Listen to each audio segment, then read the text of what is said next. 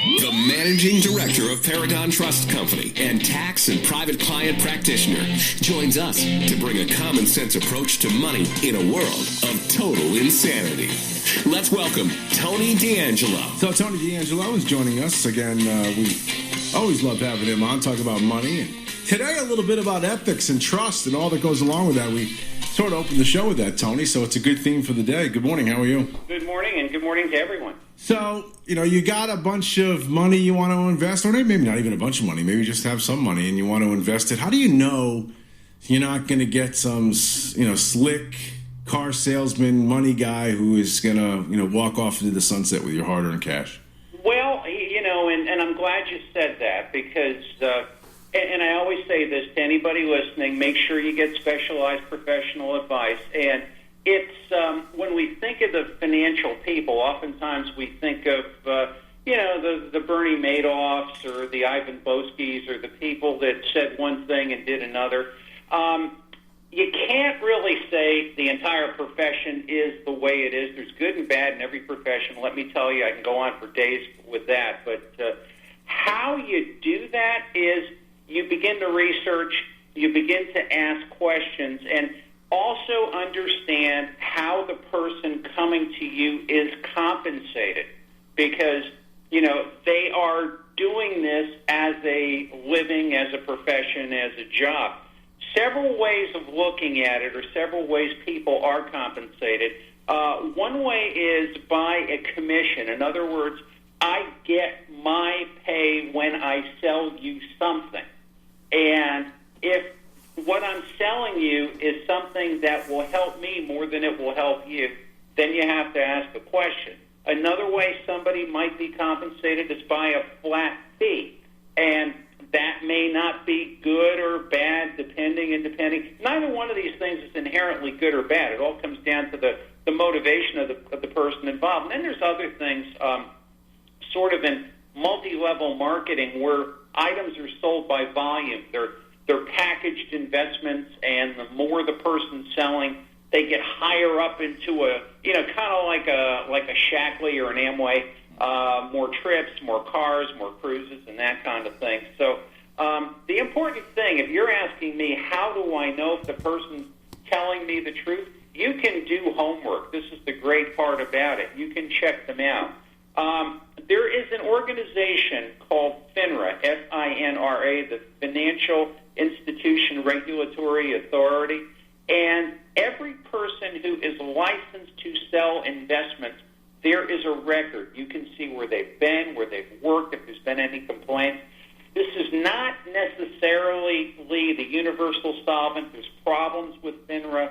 I've had clients before FINRA. It's arbitration. It's not litigation. Oftentimes it's weak, but it's at least something. So what you got to ask yourself is, why is this person approaching me, and are they looking out for my best interest as opposed to their own, or are they just telling me a tale? Investment is not betting. Investment is actually putting something somewhere so that you can get a result. It's not like a football game. It's not over at midnight. This is something that you have to understand. Is going to one of these bigger firms, name one, whatever, a better, safer play than going to some local guy with his own shop on the end of a mall, one of these retail outlet malls? Pluses and minuses to both. If you go with a bigger firm, you have the resources, you have the research, you have should something go wrong, there's a more receptive ear to make things right. The other thing is when big money gets pushed around in these places, oftentimes you are, because you are not how could I put it, you're not producing revenue at that point. If you're just trading on commission with a bigger house and you bought your 4 or 5 stocks or whatever it is, your account may not be looked at for, for months on end. Unless you get somebody who's a little over-aggressive and wants to trade a little bit to generate commissions, that's called churning. That gets a complaint oftentimes by people. I'm not saying anybody trading on commissions is necessarily churning. Some of the best people I use are people that work that way. I can trust them. But it's not necessarily bad or good. The other thing is the smaller guy will give you more attention, but we went through 2008, and the very first people to get bailed out to get the ship back running were the bigger houses. The people in the smaller houses had to wait months to get, $1 in a money market fund was worth 60 cents after the crash. I lived through it. All right, but as far as just, because you opened talking about trust, yes, and who to sort of, feel a little bit better, sleep a little bit better when you lay your head on the pillow at night. I mean, is there more trust because it is sort of like a corporate entity when you go with one of those big houses, or is there more? They have a reputation to protect, but what you have to ask yourself is, will they be looking out for me? And it all comes down to the people that you're dealing with. And it's sort of like, and I say this to everybody, Lee, get the dance steps down. It's when will you be calling me? What can I look for? How are we looking at things? It's checking the reputation of the person involved. More than likely, I mean, one of the things you look at when you're looking at trust is consider the cost of what's there. If somebody's coming to you right away and it's like, well, we're going to do this, and this, and there's a big commission on the front of it, start to be a little bit skeptical. How about, I was going to ask you that question sort of off what you just said. So anybody coming to you, too, with the idea this is just too good to be true, usually it is, right? Oh, yeah. I mean, one of my favorite investment television episodes of all time is The Sopranos and Wedistics.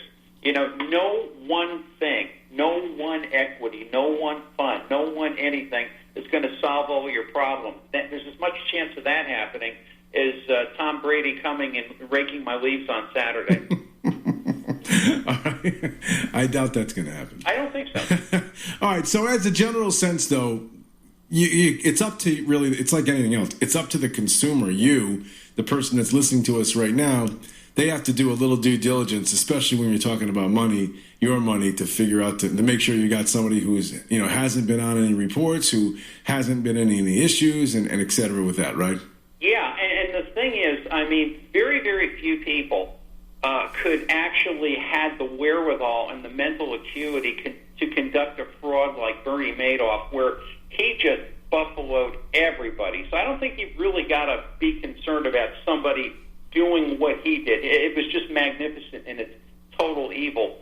But, yes, you have to do your homework, and you have to actually, get into it. And the other thing you really have to look at is, I like this, employment history. If you pull up a FINRA report and somebody's been at, brokerage A for a year, brokerage B for 6 months, brokerage C for, 3 months, then it's something inherently is wrong with that, because no good agency will let a good producer go. And it's also the focus on the client as opposed to what am I doing? And also, if there is a sales model to the point where sales takes over, I tell people all the time, if you make a large deposit in the bank, there's a red check mark that goes up. And all of a sudden, the bank managers, and believe me, I have a lot of friends that are bank managers. They are not all evil. Very few of them are evil. But they're pressured to go and make friends with a person and try to sell them a commission financial product that they themselves may not even understand. I was in this game. I know how it's played. One last thing, because we got to get going, but just people out there doing this on their own, sort of these websites, E-Trades, etc. Free trading, yeah. Yeah, good idea, bad idea. E-Trade, like the online internet stuff, like the E-Trade and that kind of stuff. I think it's fine. I mean, the one thing you asked earlier about the small and the big and that sort of thing, the big houses have asset securities. The E-Trades and all that are just, full faith and credit. I think it's good to do that with small amounts of money, but if you're going to play it like a bet, you're throwing your money away. If you're actually doing it to learn, read, understand, watch how things behave. You'll learn a lot. All right, Tony. Good stuff today. Appreciate it, man. My pleasure. All right, pal. Tony D. Tony D. Angelo. Again, Fortress Fiduciary Company. Good guy. And we appreciate him coming on occasion and talking about some of this stuff. 47 after the hour 6. And